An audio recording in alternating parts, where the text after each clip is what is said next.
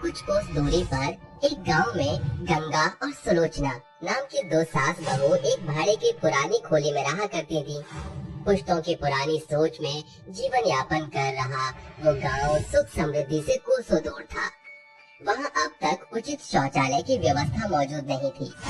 70 साल का बूढ़ा ब्रिज बिहारी बड़ी बीमारी के साथ रोग के बिछौने पर लड़ रहा था। भोर सवेर ही मकान मालिक किशोर उनके घर दरवाजा पीटते हुए कहता है, अरे सुलोचना, अरे कहाँ है, बाहर निकल जल्दी। घनघोर गरीबी से जूझ रही गंगा की सास सुलोचना मकान मालिक की आवाज भांपकर फौरन बाहर आकर कहती है, अरे किशोर भाई साहब, आप इतने भोर सवेर कहीं कैसे आना हुआ? आज 30 तारीख हो गई, जल्दी से घर का भाड़ा निकालो। भाड़ा तो अभी मेरे पास नहीं है। दिल्ली से राकेश का जो मनी ऑर्डर आना था उसमें थोड़ा वक्त है।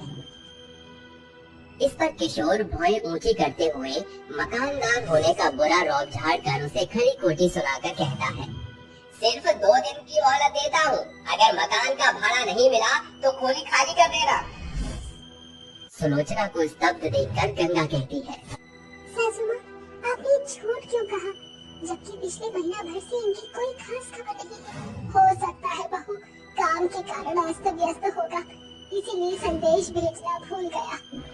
तभी एकाएक पोस्टमैन सास बहू को एक संदेश देता है, जो दिल्ली में काम कर रहे किशोर की कंपनी की ओर से आया हुआ था।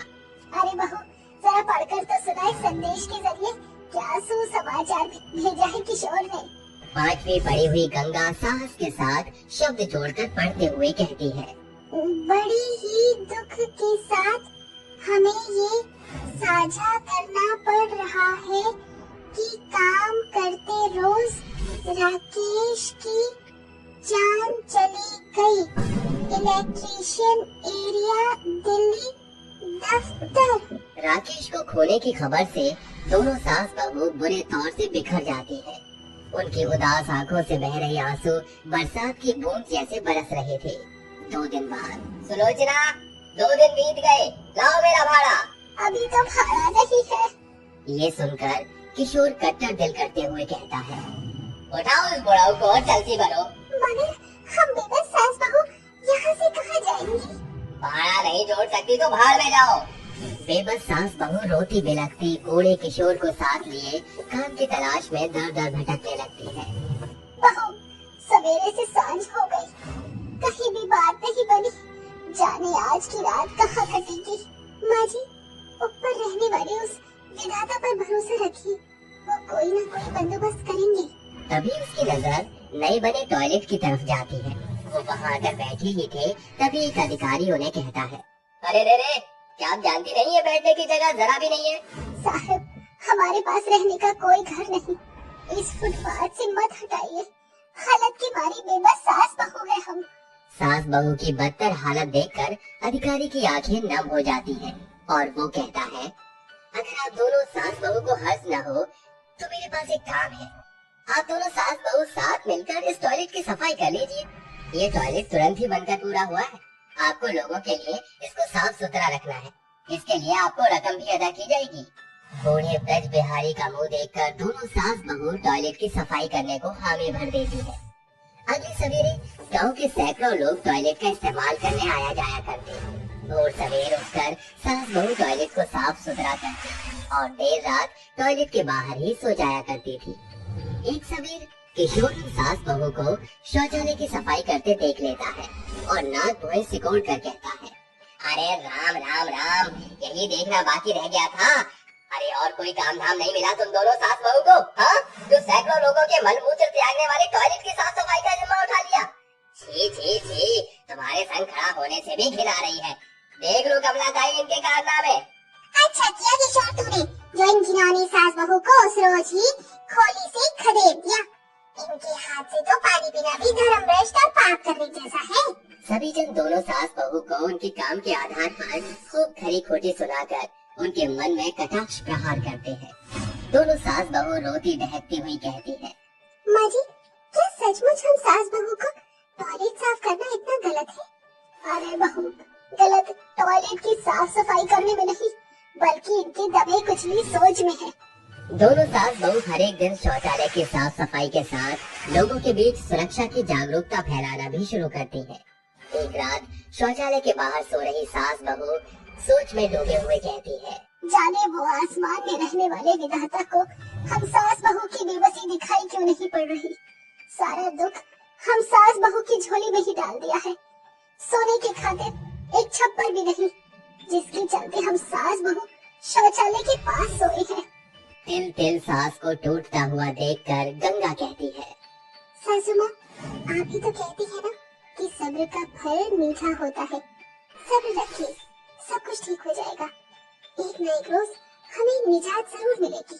दोनों सास बहू हर एक दिन भाव विभोर होकर टॉयलेट को साफ सुथरा किया करती थी। एक रोज वही अधिकारी वहाँ आ धमकते हुए कहता है, ये लीजिए टॉयलेट की सफाई करने की खातिर आपका मेहनताना। पैसे देखकर बदहाली से जूझ रही सास बहू की आंखों से आंसू छलक जाते हैं और गंगा पैसे गिनकर कहती है, टॉयलेट की सफाई करने की खातिर आपने जितनी पगार तय की थी, ये तो उससे कहीं ज्यादा है। सिर्फ इतना ही नहीं, टॉयलेट को साफ सफाई के दौरान आपने जो स्वच्छता से संबंधित जागरूकता फैलाई है, सरकार की ओर से आप सास बहू की बखूबी सराहना हुई है। साथ ही आपको एक घर की सहायता भी प्रदान की गई है। ऐसा सुनकर दोनों सास बहू फूले नहीं समाते हैं, जिसके बाद अधिकारी उन्हें उनका घर सौंपकर बधाई देकर चल देता है। देखो सासू माँ, एक बार फिर हम अपने गांव घर लौट आए हैं। हाँ बहू, सरकार की तरफ से घर मिला भी तो हमारे ही गांव की जमीन पर। दोनों की खुशियाँ शुरू ही हुई थी कि मानो उनकी खुशी को गांव वालों का ग्रहण लग जाता है। अरे ओ शौचालय वाली सास बहू, बाहर निकलो। दोनों सास बहू बाहर निकल आती है और सुलोचना कहती है, अरे किशोर भाई, कमला बहन, ये पूरा गांव उठकर हमारे घर के पास। अरे हम तुम दोनों शौचालय साफ करने वाली सास बहू का स्वागत करने नहीं आई हैं, बल्कि ये जानने आई हैं कि अब किस मुंह से गांव में लौटी हो तुम। कमला ताई, इन सास बहू को जरा भी शर्म लिहाज नहीं है। मानव के मल मूत्र त्यागने वाले टॉयलेट की सफाई करती है। सास बहू की चुप्पी देखकर गांव के लोगों का विरोध बहिष्कार का बड़ा रूप धर लेता है। तभी एक अधिकारी एक बार फिर वहां आ धमकते हुए कहता है, वाह क्या बात है, एक सास बहू की चुप्पी का क्या खूब फायदा उठा रहे हो तुम सभी। अरे ऐसा भी क्या गलत कर रही है ये? इन सास बहू का शौचालय साफ करना उचित नहीं, इन्हें तो शर्म से मर जाना चाहिए। ऐसा करते हुए तुम सभी का जो स्वस्थ जीवन है ये इन्हीं की बदौलत है। कुछ वक्त पहले तक इस गांव का पूरा समाज खुले में शौच किया करता था, तब जाकर सरकार ने शौचालय का निर्माण कराया। मगर जिस प्रकार इंसान से लेकर सामान को साफ सुथरा रखने की जरूरत पड़ती है, टॉयलेट की भी सफाई की जरूरत होती है। वो भी गनीमत है इन सास बहू की, जिन्होंने मेरे कहते तुरंत टॉयलेट की सफाई के लिए हामी भर दी।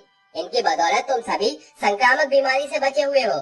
अधिकारी की बात सभी को भारी सोच में डुबो देती है। अरे गंगा, सुलोचना, हमको माफ कर दो। हाँ गंगा, आज अधिकारी जी की बात ने शौचालय के प्रति मेरी सोच को बदल कर रख दिया।